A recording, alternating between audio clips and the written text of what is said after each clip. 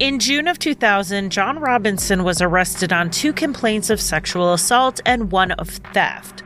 The arrest gave the police the probable cause to search for the evidence of what they really thought he was guilty of, murder.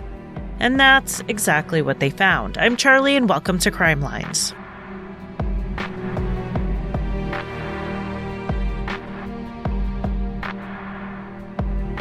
Welcome back to Crimelines. If this is your first time listening, you have started in the wrong spot because this is part 3 of a 3-part series. I don't often do 2-parters, let alone 3 parts, but it was necessary in this case. I actually have so much more information, not necessarily about the victims or their cases, but about John Robinson and his dealings with the world. I left a ton out, just so we could focus on the relevant parts to what we're talking about, which are the murder cases and the women affected. So if you find yourself clicking on this for your first Crimelines episode, feel free to go back to part 1 and start there. This episode will be shorter than the other 2, since it'll mostly be about the evidence found and then the legal conclusion to this case. In the last 2 episodes, we discussed the disappearances of 9 people connected to one man, John Robinson, and they are Paula Godfrey, Lisa Stacy, Tiffany Stacy, Catherine Clampett, Beverly Bonner, Sheila Faith, Debbie Faith, Isabella Lewicka, and Suzette Troughton. One of these people was found alive and well, that is Tiffany Stacy, leaving 8 missing women. A search of John's farm and storage units uncovered 5 bodies, and searches of everywhere else that could be traced to John Robinson, which included his home and a property in Florida that he owned for a few years, didn't yield any more remains. On autopsy, it was determined that all of the victims had died from blunt force trauma to the head with a hammer or a hammer-like instrument. Several hammers were recovered from John's belongings, but none could definitively be linked to any of the murders. Suzette Troughton and Isabella Lewicka's bodies were the first 2 identified. They were the 2 victims found at the farm. These identifications were easier to make because the police knew to be looking for them after finding their personal documents in the storage locker. Suzette's body was found completely nude, but Isabella's remains were clothed in a nightshirt. There were also 3 pieces of duct tape in the barrel, and her body was found with the same sheet that was in a photo that they had found of her lying on a bed. That was found in that storage unit. With the announcements in the media about what the investigators had found, John's family, meaning his wife and his children, issued a statement saying that they had been following the developments in, quote, horror and dismay. On June 12th, using dental records, they identified one of the bodies from the storage unit as Beverly Bonner. Though she had not been linked to John prior to his arrest, they had found paperwork related to the storage unit. John had rented 1 unit in December of 1993, about 2 months before Beverly went missing, and then another unit the following month. When he rented them, he put them both in Beverly's name. At the time of his arrest, he was only still paying for one of the units, the one where the barrels were found, but it was her name on the paperwork that led them to pull her dental records for comparison against the remains. Beverly's body was found dressed in winter clothing, confirming her death likely happened shortly after her final divorce hearing, which was in February of 1994. After Beverly was identified on June 13, 2000, John was charged with 5 counts of first-degree murder, 2 in Kansas for Suzette and Isabella, and 3 in Missouri for Beverly and the 2 Jane Does found with her in the storage unit. The police also publicly named John as a person of interest in the disappearances of Paula Godfrey, Lisa Stacy, Tiffany Stacy, and Catherine Clampett, but none of the bodies in the barrels were theirs. The investigators had suspicion that the 2 does were Sheila and Debbie Faith. Though there was no apparent connection between them and John on the surface, the investigators did find 1099 statements for them in John's personal belongings, along with photocopies of the Social Security benefit checks from September of 1997. And when a tip led them to a second Olathe P.O. box, they learned that the June Social Security benefit checks for Sheila and Debbie were being delivered there. The two bodies were preliminarily identified, but the initial dental comparison done was not a match. They ended up calling in an anthropologist out of Kansas State University to look at the totality of the body structure and not just the teeth. Sheila's body was the first to be confirmed. In addition to the blunt force trauma to her head, Sheila's right wrist was broken, consistent with an attempt to shield herself from the blows. It would take a little longer to confirm the identification of Debbie, but there were signs that the body was that of a teenager, and x-rays helped confirm her identity. Both Debbie and Sheila were found fully dressed, and Debbie was the youngest victim at the age of 15. As we discussed in the first part, John's brother and sister-in-law came forward after John's arrest with their story about adopting their daughter. After Tiffany Stacy was identified and confirmed to be alive, John was then charged with the murder of Lisa Stacy on July 28th, even though Lisa's body had not yet been found. Tiffany's adoption was the circumstantial evidence they needed. They also charged John with aggravated interference with parental custody. The authorities attempted to protect Tiffany's identity as Heather Robinson and her connection to John, telling the public just that she had been placed for adoption with a Midwestern couple and staying vague on the relationship beyond that. But her new name appeared on the state's potential witness list, and that was all it took for people to start digging. Soon enough, her yearbook photo was published in the local newspaper. She was not quite 16 years old, and her life was very publicly turned upside down.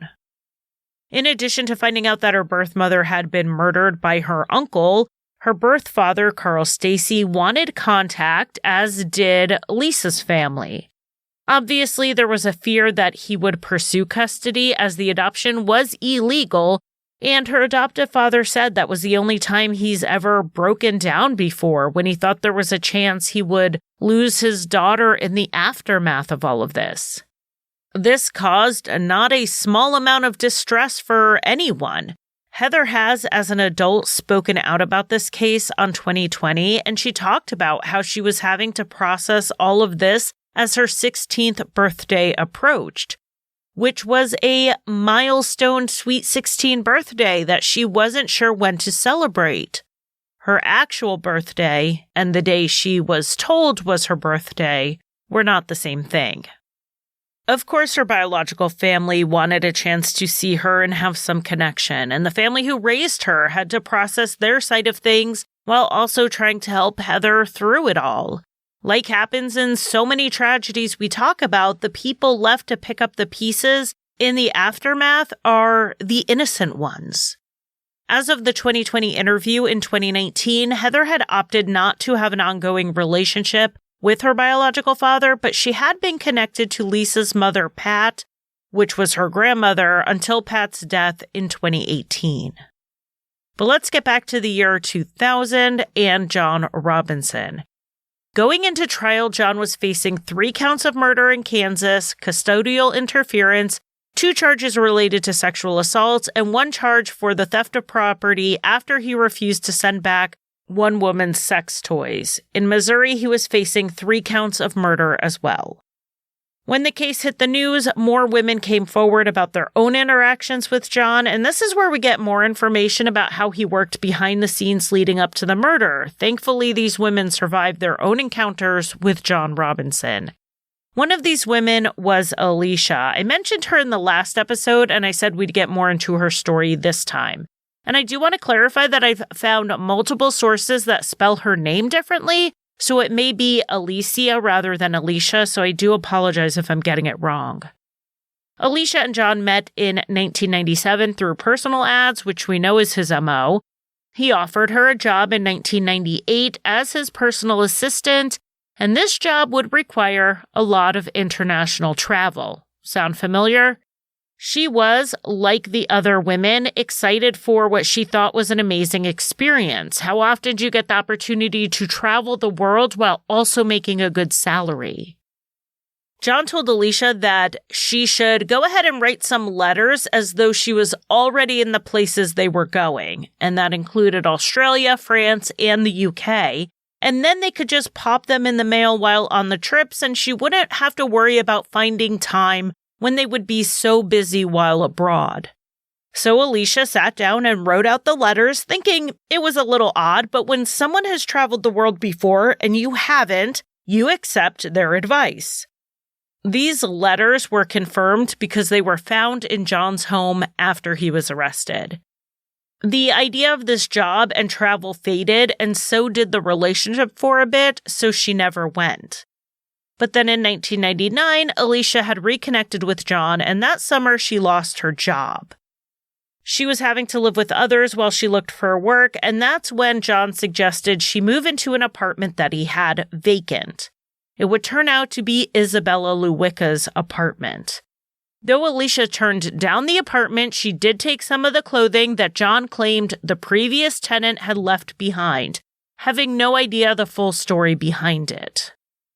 At some point in all of this, John also proposed to Alicia, giving her a dingy and clearly worn gold band. And this was a bit of a red flag for her. For a wealthy businessman who could supposedly pay her a high salary and fly her around the world, he gave her an old, used band. He didn't even spring to have it polished. So I do wonder if this was the same wedding band that he gave Isabella.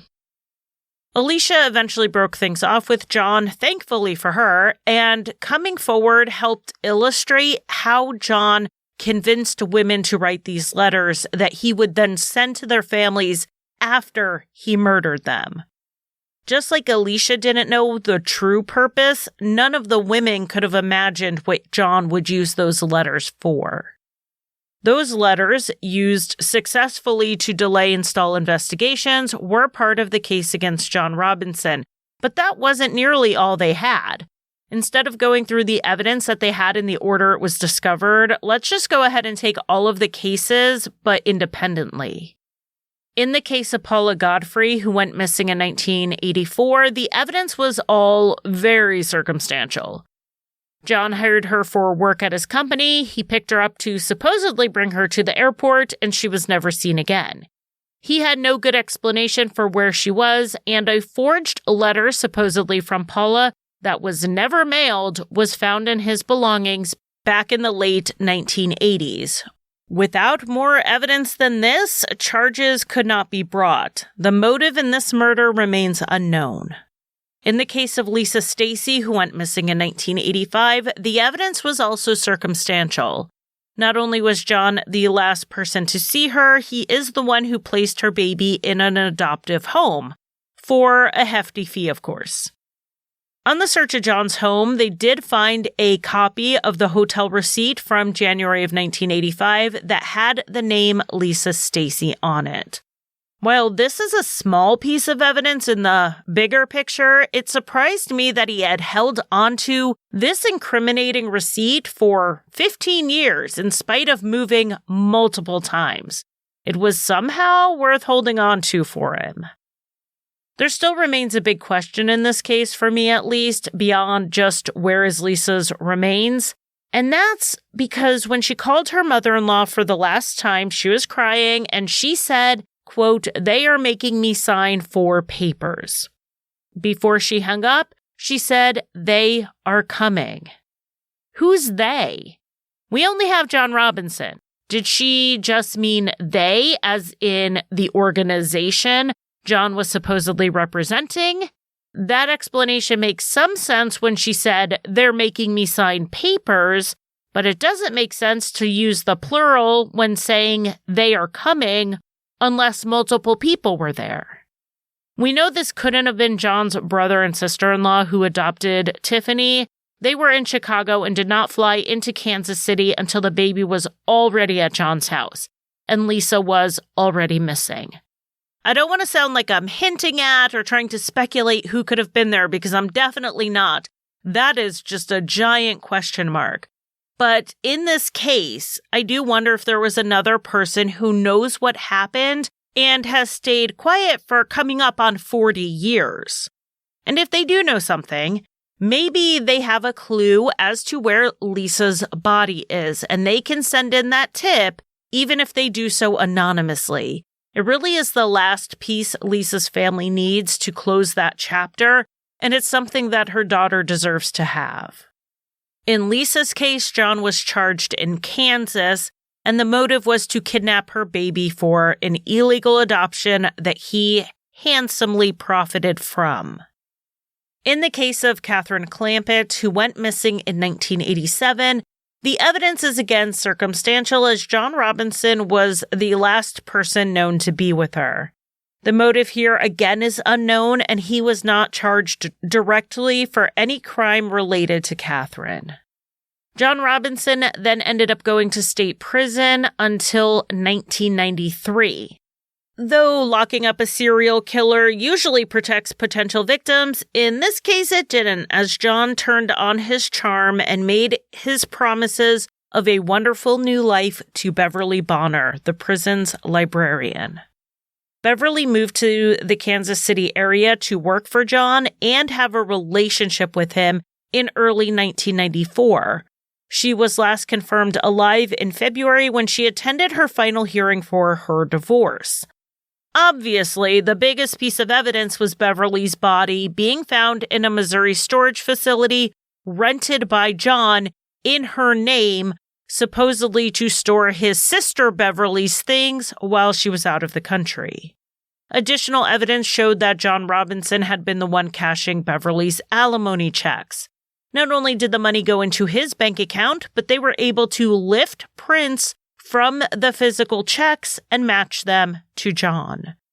On the same search at John's house that found the hotel receipt in Lisa's case, they also found an IRS form signed by Beverly Bonner, which is just further connecting him to her. And back when Beverly was reported missing, the family turned over the letters they had gotten that were supposedly from her.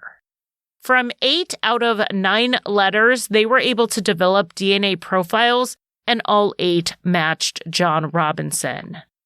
Though it is possible Beverly was killed in Kansas, because her body was found in Missouri, John faced a murder charge there for this case.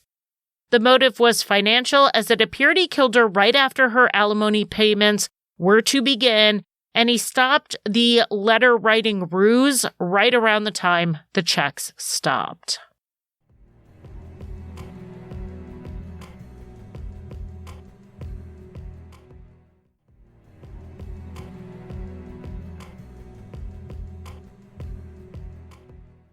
And then we get to Sheila and Debbie Faith. They also disappeared in 1994, sometime in July or August.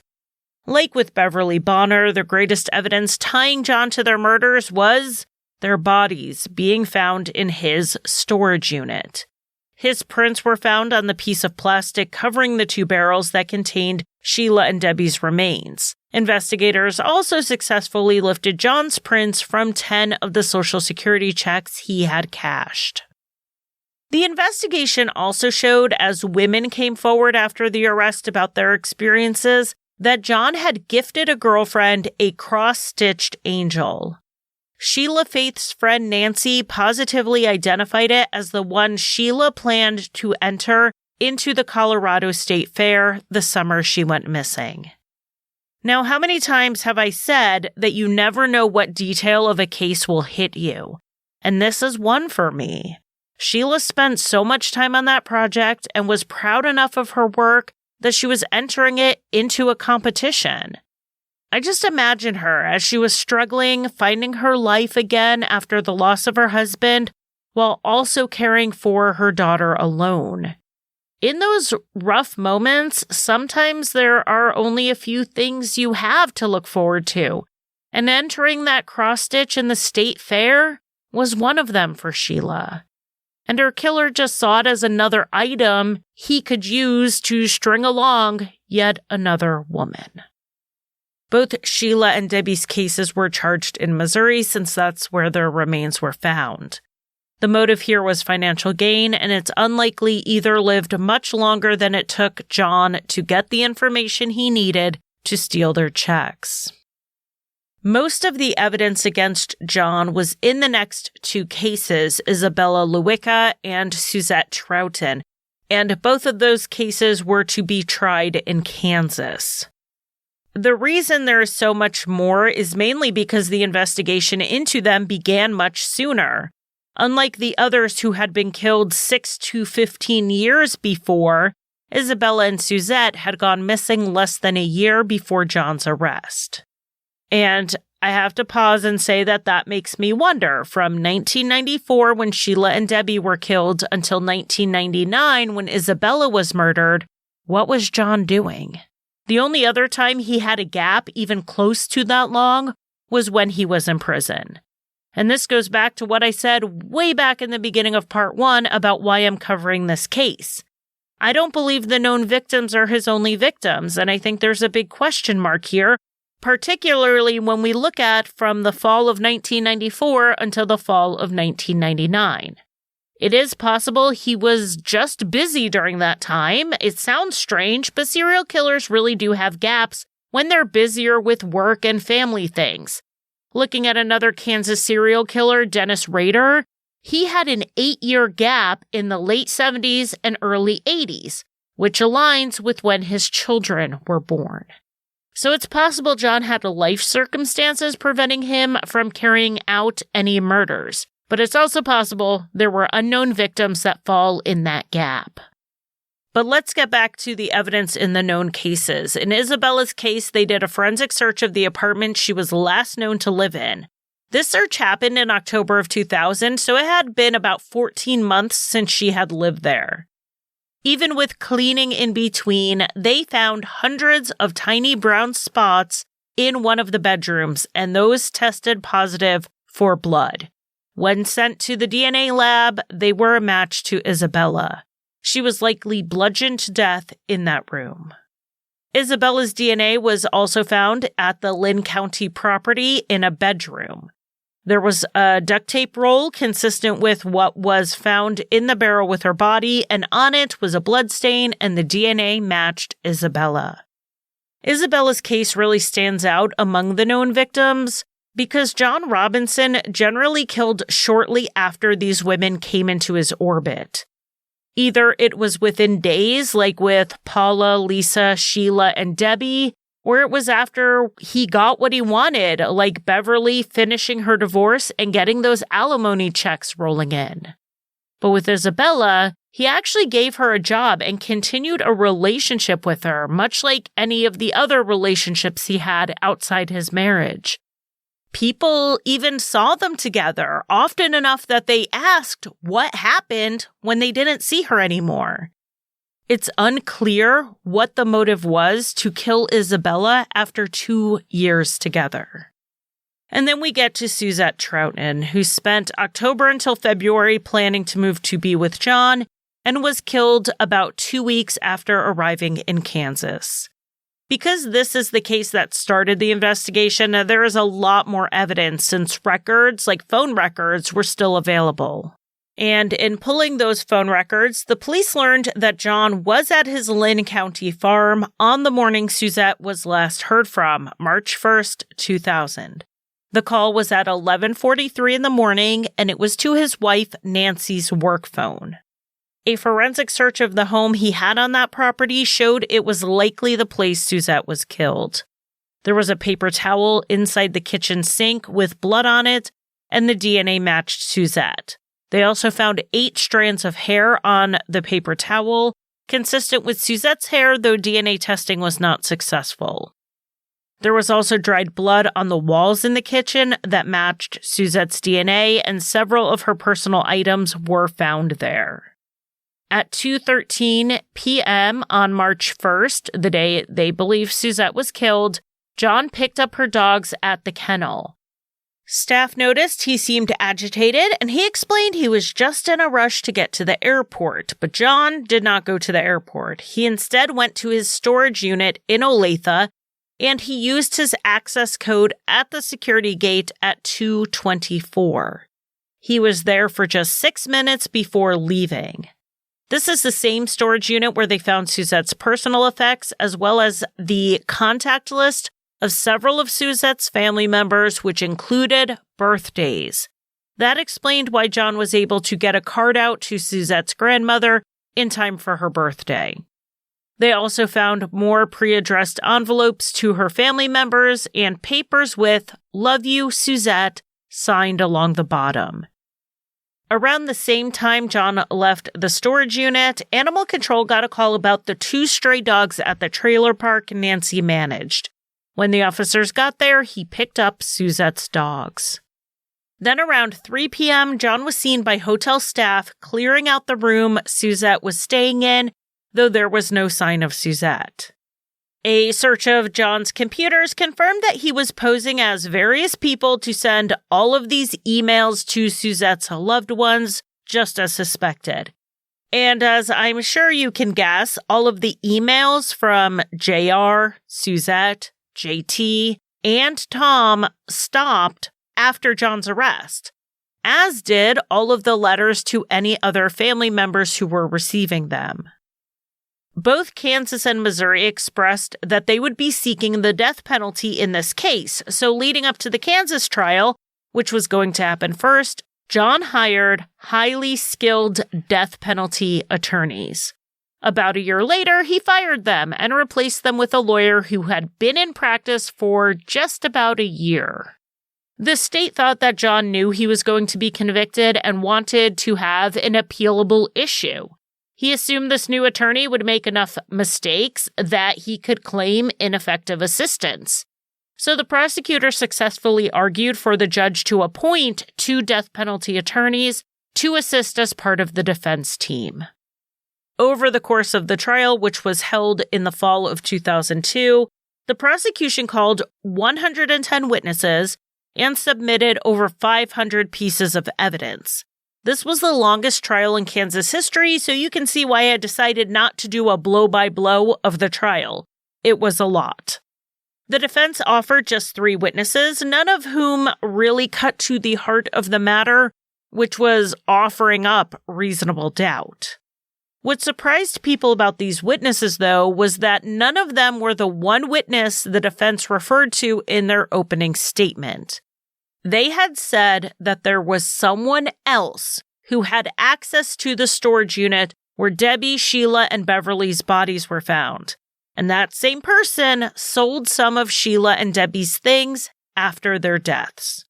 They said the jury would hear from this person. Of course, John was not facing charges for those 3 murders in this trial because this was for the Kansas cases only.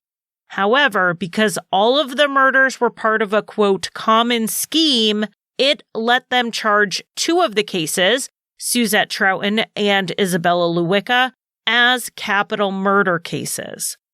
This was their aggravating factor.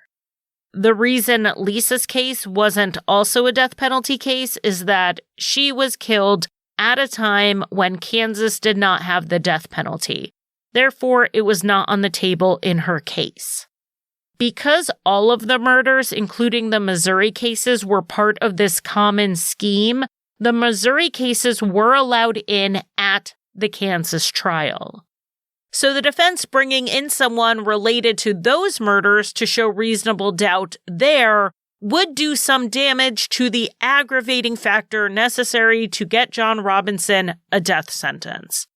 But they never called that person to the stand. Who was it?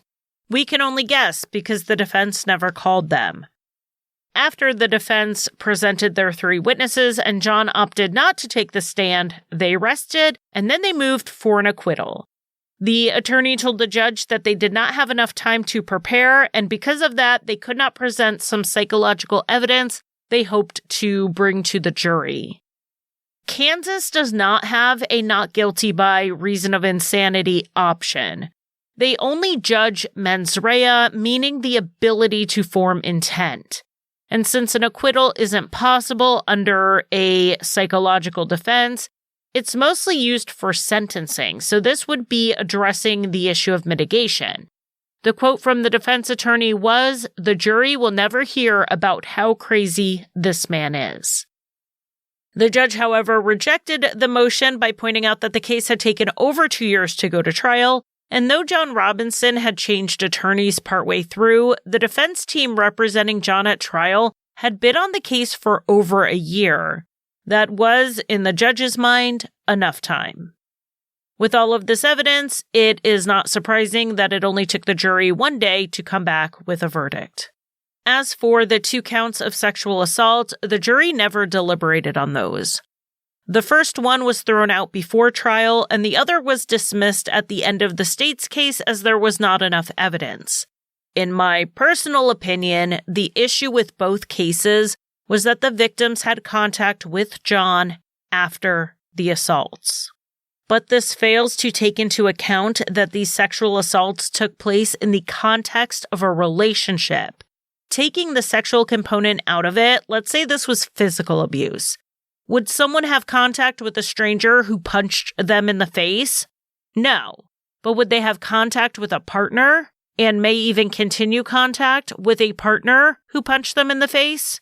Yeah, it happens all the time. It's the same thing with sexual abuse and assault within relationships. Continued contact is not evidence it didn't happen. From a legal standpoint, however, it can make it hard to prove, and that meant the jury did not deliberate on these charges. On the theft charge, John was found guilty.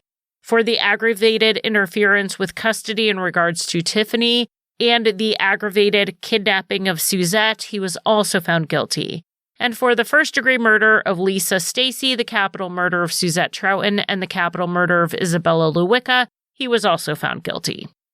At sentencing, John was given a sentence of 15 to life for the murder of Lisa Stacy and the death penalty for killing Suzette and Isabella. And then he was given an additional 25 to 40-ish years on the other charges. He was then sent over to Missouri to be tried for the murders of Beverly Bonner, Sheila Faith, and Debbie Faith. The state tried to negotiate with John, giving him life without parole instead of the death penalty if he would plead guilty and lead the investigators to the remains of the missing women, Paula, Lisa, and Catherine. John was already sentenced to death in Kansas, so you might wonder why would he care about avoiding it in Missouri? Appeals are always one reason. Fighting a death sentence in 2 states is a lot more time-consuming and less likely to succeed than just having to do it in 1 state. But there was also another more immediate reason. Though both states had similar statutes for the death penalty, the 2 states did not carry out the penalty the same. 56 people have been executed in Missouri since the year 2000. In Kansas, that number is 0. Kansas actually hasn't put anyone to death since 1965, when Richard Hickok and Perry Smith were executed for the Cutter family murders. That's the case profiled in the Truman Capote classic, In Cold Blood. So yeah, John Robinson would like to avoid the death penalty in a state that would actually put him to death. In the end, however, John pleaded guilty without giving the location of the other women's bodies. One reason that condition was taken off the table was that John's team could argue jurisdiction pretty easily.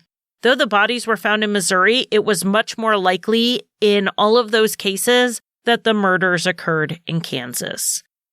The case in Missouri would then be dismissed and sent over to Kansas, and everyone was looking for some resolution to the legal side of this. It was also possible that John didn't remember where they were, or if he did, it wasn't a sure thing that they would be able to find them after so long. So John pleaded guilty to the 3 charges he was facing, and then he took vague responsibility for killing Paula Godfrey and Catherine Clampett. And by vague, I basically mean he conceded that they could convict him if it went to trial, but he wasn't going to come right out and admit guilt, because Kansas could turn around and charge him with the murders since they very likely happened there. John Robinson was sentenced to life without parole in Missouri and was sent back to Kansas to finish serving his sentence there, and at the time he was 59 years old. There was still some hope that John would have a little pang of remorse, maybe a hint of empathy for the families, and just voluntarily lead authorities to the remains, but That hasn't happened, not even for his own niece's sake. John Robinson appealed his case in Kansas, and he was actually partly successful on technicalities. Now, I can hear Bob Motta, the host of the Defense Diaries podcast, yelling at me right now and saying they aren't technicalities, they are constitutional rights. But hear me out when I say these are technicalities. The way the state of Kansas had stacked the cases to prove capital murder by showing these were serial killings amounted to double jeopardy, since they used the murders of the same 4 victims to support each capital murder charge. It meant that he was technically tried and convicted twice for the same offense. Even the state conceded the ruling was in line with more recent clarity on how to charge capital cases. At the time John Robinson was arrested, Kansas only had the death penalty back on the books for about 6 years, so the process has been refined and adjusted over time. A lot of mistakes were made in those early cases, so much so that the higher court, up until 2015, had vacated every death sentence that made it to their court. Because of this error, 2 of the convictions, Lisa Stacy and Suzette Troughton, were thrown out. However, in the case of Isabella Lewicka, he lost on this point. They can't all be double jeopardy because you need one of the cases to then trigger the double jeopardy rule. So the same thing that got the other cases tossed is the reason one of them stood. So John Robinson is still incarcerated at nearly 80 years old, waiting on a death sentence that is very unlikely to ever be carried out. Had John Robinson not been caught and imprisoned, it does look like he had plans to keep going. He had empty barrels on his property alongside the ones holding bodies. While it took a long time to stop him, some would say a bafflingly long time considering how many women connected to him went missing, he was eventually stopped and lives were saved. For Lisa Stacy's daughter, first called Tiffany and then renamed Heather, she wasn't ready to share her story for a while, but when she did so on 2020 and 2019. Her hope was to find where Lisa's remains are and close that chapter. She takes some inspiration from Steve Hames, who was the probation officer from the 80s and 90s, who kept trying to sound the alarm that there was something wrong with John Robinson. He did it so much that John even complained about it. And it's basically because Steve was one of the few who saw straight through his disarming Midwest dad facade. Heather also saw through him as well, saying that growing up, she always had a bad feeling about her Uncle John. Not long before his arrest, they were at a wedding together, and when she danced with him at the reception, he was pulling her closer than was comfortable. She told 2020 that he even said that he knew things were rocky with her parents. She was 15 after all, and if she wanted to, he could send her a plane ticket to come stay with him. You have to wonder what would have happened to her if she took him up on that offer. Heather did travel to Kansas City to meet with the people involved in the case and even go to the old hotel where her mother was last known to be alive. The hotel has since been torn down and a new one put on the lot, and nothing was unearthed in this process. But it does raise the question about where John Robinson could have left the 3 known victims from before he went to prison: Paula Godfrey, Lisa Stacy, and Catherine Clampett. What properties did he have access to? Just because John's post-prison MO was to put the bodies in barrels and then store them on property tied to him doesn't mean that's what he did before. So we can't say he definitely put them somewhere tied to him, but it's very common for killers who dump or conceal bodies to do it somewhere they're familiar with.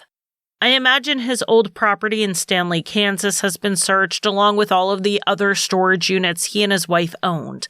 But I do want to kind of put a call of action out there for anyone who did know John or Nancy Robinson in the 1980s.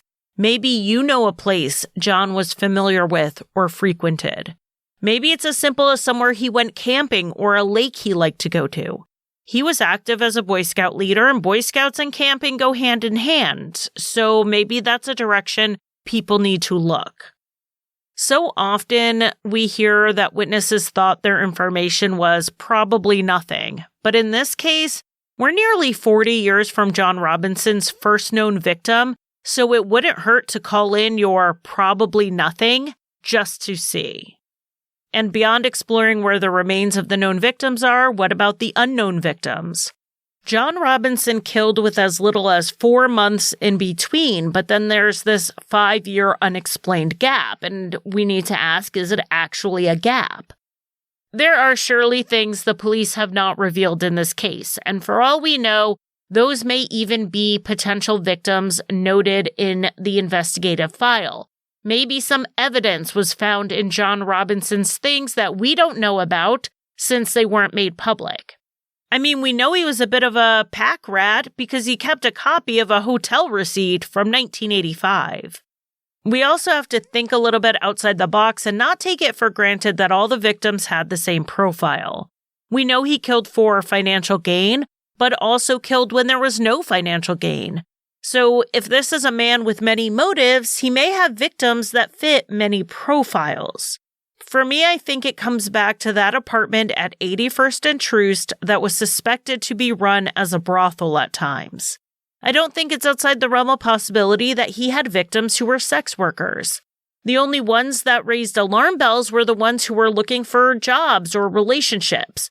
But what about the ones who were like his girlfriend Teresa, who we discussed in part 2? She was a sex worker in a relationship with John. Had the police not intervened and had she gone missing, which it looked like she was about to, would she have ever been connected with him? So as I think about this case, which is about all I've done for the last few weeks, I think we need to open this up.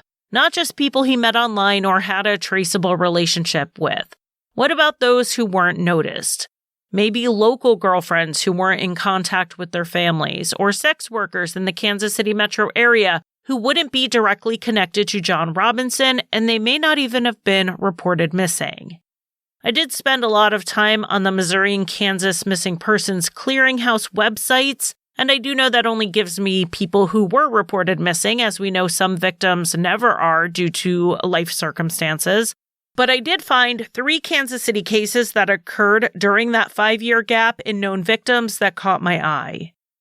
In 1996 and 1997, these 3 women went missing in Kansas City, and many believe the cases are connected. On October 1st, 1996, 40-year-old Jamie Pankey reported that she had been robbed while downtown. The police responded, and Jamie told them who had done it, and that person was taken into custody. Because Jamie was in and out of contact with her family, it would take about 1.5 years for her to be reported missing, and in investigating backwards, the police interaction was the last known contact anyone had with her.